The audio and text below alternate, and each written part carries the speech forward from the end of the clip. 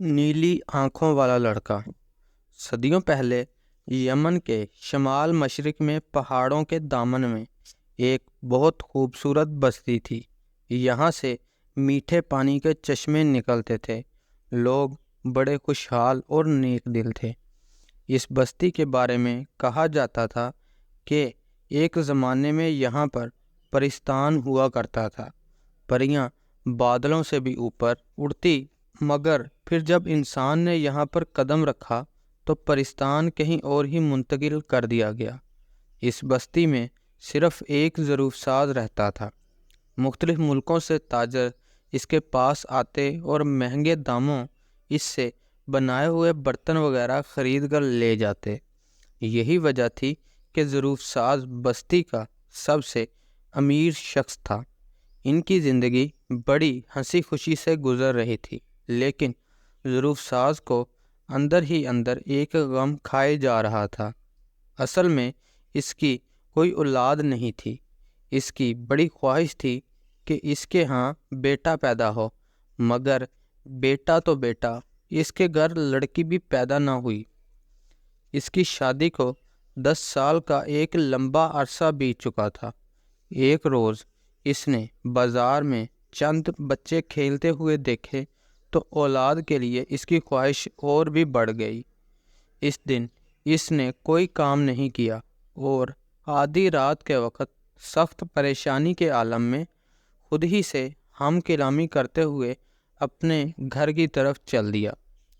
اس کے گھر کے پاس ہی ایک پرانے مندر کے کھنڈرات تھے۔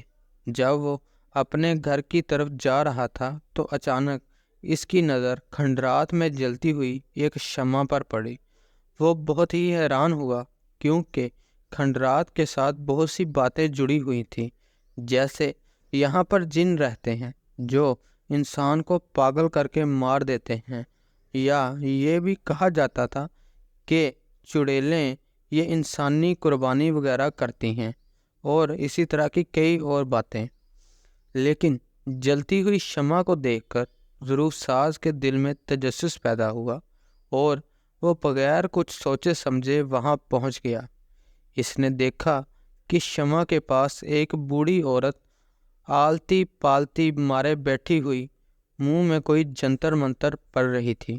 اس نے ظروف ساز کو ہاتھ کے اشارے سے اپنے پاس بلایا۔ وہ بہت ہی ڈر گیا کہ بوڑھی عورت کو اس کی موجودگی کا احساس کیسے ہوا، لیکن جب اس نے غور کیا تو اسے پتہ چلا کہ اس بوڑھی عورت کے سر کے پیچھے بھی 2 آنکھیں موجود تھیں۔ وہ ڈر کر بھاگنے ہی والا تھا کہ اس نے محسوس کیا کہ اس کے پاؤں بہت بھاری ہو گئے ہیں اور وہ ایک قدم بھی نہیں اٹھا سکتا تھا۔ بوڑھی عورت نے پھر اس کو اپنے پاس بلایا تو وہ مجبوراً اس کے پاس جا کر بیٹھ گیا، اور وہ بوڑھی عورت کہنے لگی، میں جانتی ہوں کہ تم کو اولاد کی تلاش ہے۔ میں تمہاری مدد بھی کر سکتی ہوں، مگر تم کو وعدہ کرنا ہوگا کہ جب تمہارے گھر میں بیٹا پیدا ہوگا تو تم اس کی شادی میری بیٹی سے کرو گے اور اس کی آنکھیں بھی نیلی ہوں گی۔ پھر بوڑھی عورت نے اس سے ایک بیج دیا اور کہا کہ اس کو اپنے گھر کے باغیچے میں لگا دو۔ اس سے اگنے والے پھول سے ایک بچہ نکلے گا جو کہ تمہارا بیٹا ہوگا۔ ظروف ساز بہت زیادہ خوش ہوا اور اس سے وعدہ کر کے خوشی خوشی اپنے گھر واپس آ گیا، اور اس نے اس بیج کو اپنے گھر کے باغیچے میں لگا دیا۔ پھر چند ماہ بعد ہی وہاں ایک بڑا پودا اگایا اور اس پر ایک بہت بڑی کلی بھی کھلنے لگی۔ کلی ایک بڑے پھول میں بدلی تو اس میں سے ایک ایسا خوبصورت بچہ نکلا کہ جس کے چہرے سے کرنیں پھوٹ رہی تھیں۔ ظروف ساز کی بیوی یہ بچہ حاصل کر کے بہت خوش ہوئی۔ یوں انہوں نے اسے اپنے بیٹے کے طور پر مشہور کر دیا اور اس کی پرورش بھی کرنے لگے۔ بچہ جیسے جیسے بڑا ہو رہا تھا، اس کی خوبصورتی اور چہرے سے پھوٹنے والی کرنوں میں بھی اضافہ ہوتا جا رہا تھا، اور اس کی آنکھیں بھی مزید نیلی ہوتی جا رہی تھیں، جیسے کوئی ہیرے گڑے ہوں۔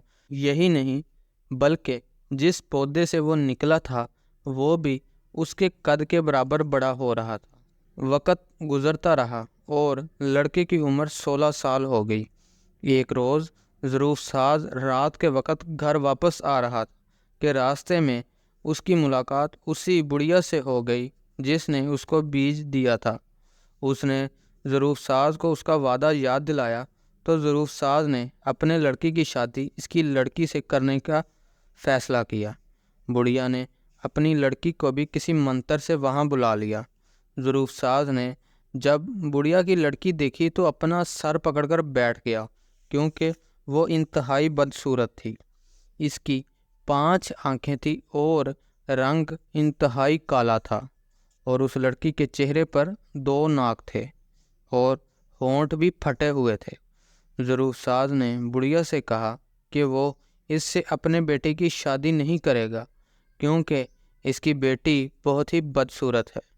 بڑھیا یہ سب کہاں برداشت کرنے والی تھی، وہ غصے میں آ گئی اور اس نے ظروف ساز کو دھمکی دی کہ وہ اس کے بیٹے کو اور اس کی بیوی کو مار ڈالے گی۔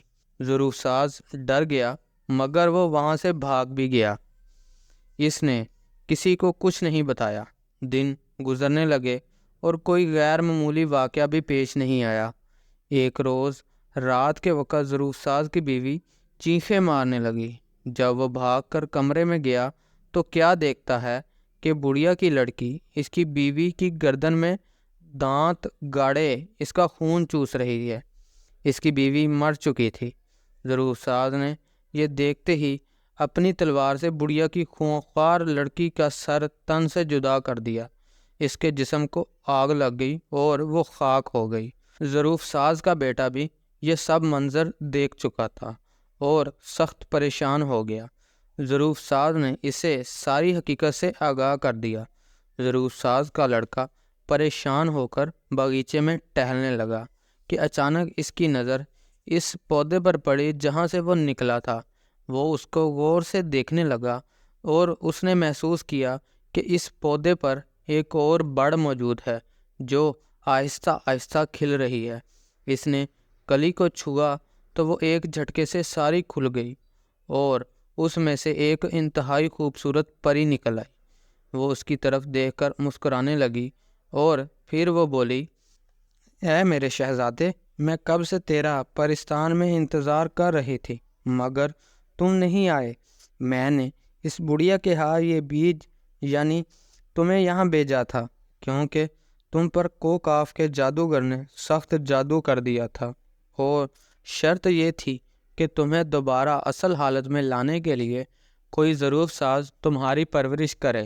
مگر جب بڑھیا کو اس بات کا پتہ چلا کہ تم ایک شہزادے ہو تو اس کی نیت بدل گئی۔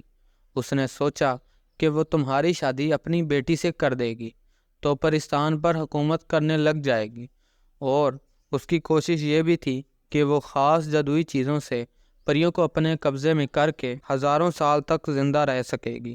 مگر اب تم فکر نہ کرو، اس کی لڑکی کا خاتمہ ہو چکا ہے اور بڑھیا ڈر کر کسی سیارے پر بھاگ گئی ہے جہاں سے وہ کبھی واپس نہیں آئے گی۔ ہمارے محافظ بھی اس کے پیچھے گئے ہیں جو اسے ایک نہ ایک دن بالکل ختم کر دیں گے۔ اب تم میرے ساتھ پرستان واپس چلو جہاں ہماری شادی کی تیاریاں مکمل ہو چکی ہیں۔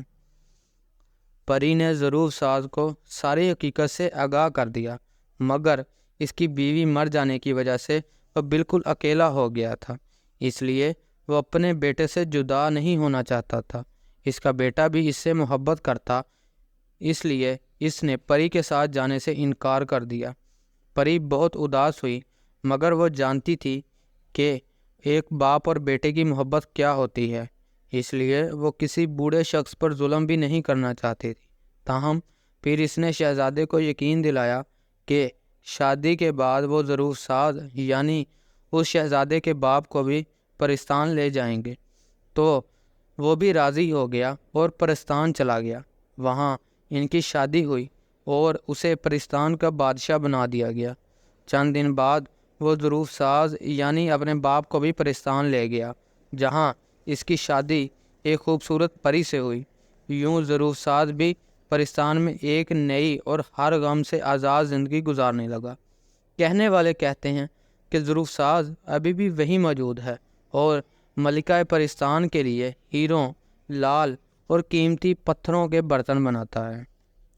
اسی طرح کی مزید ویڈیوز کہانیوں کے لیے ہمارے چینل کو سبسکرائب کریں، اور اگر ویڈیو اچھی لگی ہے تو لائک کریں اور اپنے دوستوں کے ساتھ شیئر کریں۔